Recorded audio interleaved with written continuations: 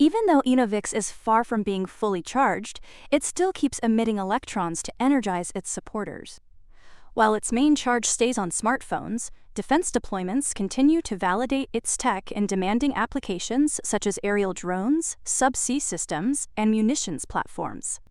Chairman T.J. Rogers stated that the company is deliberately targeting the smartphone market because it is both massive and technologically demanding, effectively serving as a proving ground for quality and performance.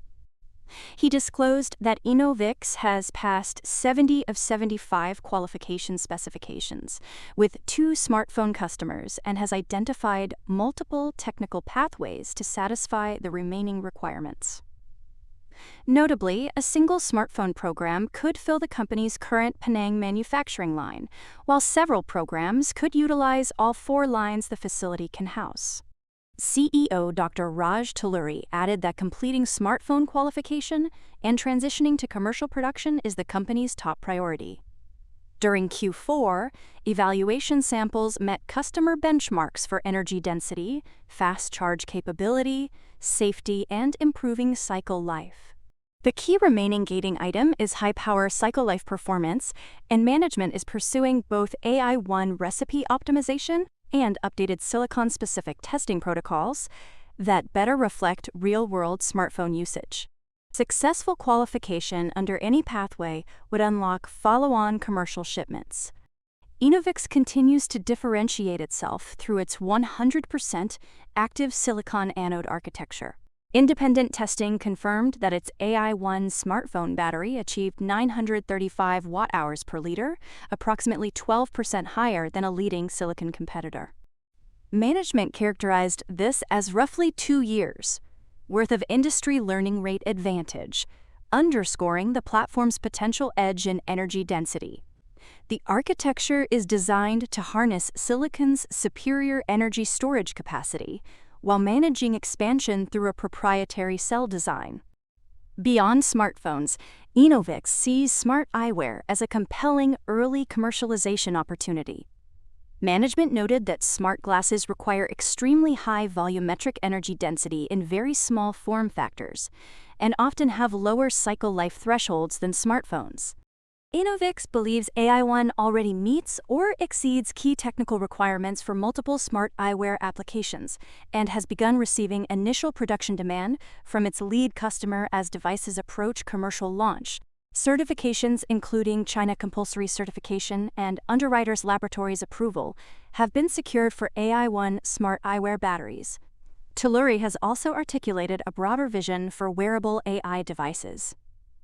He highlighted how advances in on-device artificial intelligence and access to cloud-based large language models are accelerating smart eyewear functionality, from multilingual translation to contextual computing. He compared smart glasses to fashion accessories rather than pure electronics, suggesting consumers may own multiple pairs at different price points. In his view, the category is at an early stage of a multi-year growth curve, and Enovix's high energy density and thermal management advantages position it well to serve this emerging market.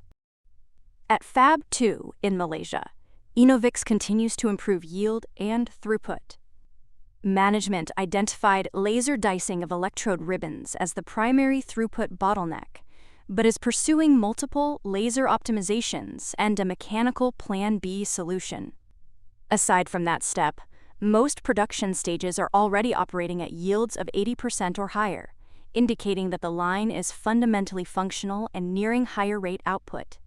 In parallel, Enovix expanded its global R&D footprint with a new 18,000 square foot center in Hyderabad, India, focused on accelerating development of its AI2 next-generation platform. The facility integrates modeling, materials, science, and rapid prototyping, and can produce approximately 2,600 prototype cells annually. Management views the center as a permanent structural improvement, intended to prevent development delays experienced during AI1 scaling. While still operating at a loss, Q4 revenue came in at a record $11.26 million, above the $9.98 million expected. There was also a loss per share of 14 cents versus the expected 17 cents loss. For the full year, 2025 revenue reached a record $31.8 million, up 38% year over year from $23.1 million, driven primarily by defense and industrial shipments. Non-GAAP gross margin improved to 23% for the full year, with Q4 non-GAAP gross margin at 26%, signaling improving manufacturing efficiency and higher production volumes. When talking cash, 2025 ended with approximately $621 million in cash, cash equivalents, and marketable securities, providing significant liquidity to support qualification completion and manufacturing ramp-up.